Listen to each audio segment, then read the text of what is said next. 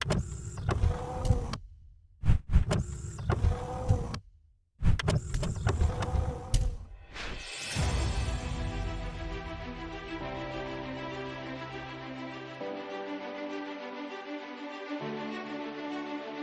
मंत्री और मसूरी विधायक गणेश जोशी ने राष्ट्रीय दृष्टि दिव्यांगजन सशक्तिकरण संस्थान में रमानी फाउंडेशन द्वारा हरेला पर्व के उपलक्ष्य पर संस्थान परिसर में वृक्षारोपण कार्यक्रम में प्रतिभाग किया।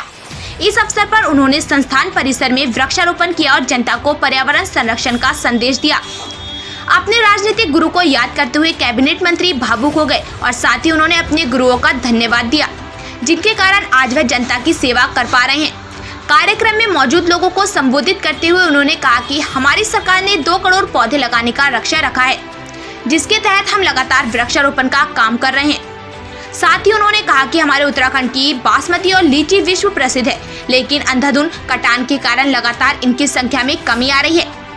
उन्होंने बताया कि पेड़ों के अंधाधुंध कटान के कारण पर्यावरण दूषित हो रहा है तथा बाढ़, भूस्खलन, बादल फटने जैसी प्राकृतिक आपदाएं आ रही हैं और ऐसे में जरूरी हो जाता है कि हम ज्यादा से ज्यादा वृक्षारोपण करें और पर्यावरण को संरक्षित करें। साथ ही उन्होंने बताया कि एक पेड़ लगाना 10 पुत्रों को जन्म देने के समान है। उन्होंने कहा कि वृक्षारोपण से हमें जीवनदायक ऑक्सीजन मिलती है और इसको देखते हुए प्रदेश सरकार विभिन्न क्षेत्रों में ऑक्सीजन पार्क बना रही है। साथ ही उन्होंने कार्यक्रम में मौजूद लोगों से पर्यावरण संरक्षण के लिए ज्यादा से ज्यादा वृक्षारोपण करने की अपील भी की।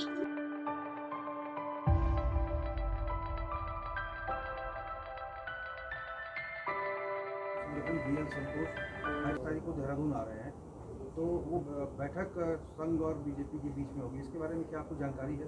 नहीं, देखिए, संतोष जी अभी भी यहाँ पर आए थे और समय समय पर, क्योंकि हमारे राष्ट्रीय संगठन मंत्री हैं, वो आकर स्थिति का जायजा लेते हैं, मीटिंग करते हैं और निश्चित ही अगर आएंगे तो उनका स्वागत है। लेकिन प्रोग्राम तो उन्होंने तय करना है, कई बार क्योंकि यूपी भी वो देख रहे हैं, तो उनकी व्यवस्था के अनुसार ही कार्यक्रम बनते हैं। दोनों ओर से कांग्रेस हजारों कर्नल यहाँ पर होंगे। ये तो वीरों की भूमि है। जिस पार्टी का मुखिया सेना की विश्वसनीयता पर प्रश्न उठाता हो, कहता हो कि सर्जिकल स्ट्राइक हुई नहीं, इसका सबूत मांगता हो, तो उसको यहाँ की जनता सबक सिखा देगी। क्योंकि यहाँ के परिवार का कोई ना कोई सदस्य देश की सीमा पर देश की रक्षा कर रहा है। देश की सेना का 17.5% की पूर्ति हमारा छोटा सा राज्य करता है। हर 5वां सैनिक हमारे उत्तराखंड से होता है। तो आम आदमी पार्टी की दाल यहाँ पर गलने वाली नहीं है। उनके पास एक कर्नल है, हमारे यहाँ तो कई जनरल और सिपाही हमारे पास हैं। हमें इसकी चिंता नहीं है। भारतीय जनता पार्टी तो हमेशा चुनाव की तैयार रहती है। अगर आपने देखा होगा, अन्य दल जो है चुनाव के साल 6 महीने के बाद बाहर निकलते हैं। हम तो जिस दिन से जिम्मेदारी मिलती है उस दिन से जनता के बीच में रहते हैं, जनता के बीच में खड़े होकर जनता के दुख को बांटते हैं।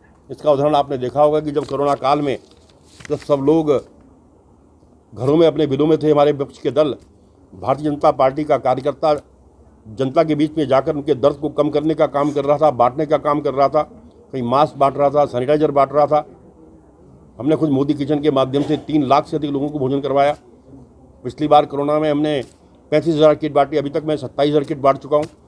तो भारतीय जनता पार्टी का कार्यकर्ता बूथ तक है और भारतीय जनता पार्टी हमेशा चुनाव के लिए तैयार रहेगी या बीजेपी में कुछ परिवर्तन? नहीं, ये तो अब समय बताएगा। ये तो केंद्रीय नेतृत्व तय करता है, उसमें मेरा वक्तव्य देना ठीक नहीं है। लेकिन भारतीय जनता पार्टी की एक मजबूत टीम, आज अगर आप तुलना करें कांग्रेस की तुलना में, भारतीय जनता पार्टी का बूथ स्तर तक हमारा कार्यकर्ता है और जहाँ जितने हमारे मंत्री हैं सब पूरी ईमानदारी से काम कर रहे हैं। युवा नेतृत्व हमने एक देने का काम किया है और जिन्होंने आज कांग्रेस वाले देख रहे हैं कि आज 17 दिन 18 दिन हो गए कि साहब अब क्या, पहले तो कुछ ना कुछ बोलते रहते थे, लेकिन आज मुख्यमंत्री के खिलाफ उनकी बोलने की हिम्मत नहीं रही कि ऐसे अच्छे काम माननीय मुख्यमंत्री जी ने कर दिए। तो ये मैं कहना चाहता हूँ। सर, आम आदमी पार्टी में वृक्षारोपण का आप जगह जगह हरेला के तहत वृक्षारोपण कर रहे हैं, आज के कार्यक्रम को लेकर क्या कहेंगे? देखिए, मैं आज रामानी संस्था की अध्यक्षा वंदना जी का विशेषकर आभार व्यक्त करता हूँ कि हरेला को जो हम सेलिब्रेट कर रहे हैं पूरे वीक के रूप में आपने ये पावर कार्य यहाँ पर किया है। क्योंकि आज जिस प्रकार की घटनाएं घट रही हैं, जो हमारा पर्यावरण आज दूषित हो रहा है, उसका कारण है कि अंधाधुंध कटान। और जिसकी वजह से चाहे बादल फटना हो, चाहे अन्य प्रकार की घटनाएं यहाँ पर हो रही हैं। ऐसे में बहुत सार्थक पहल आपने की है और ये भी कहा जाता है कि एक वृक्ष लगाना 10 पुत्रों को जन्म देने के बराबर है।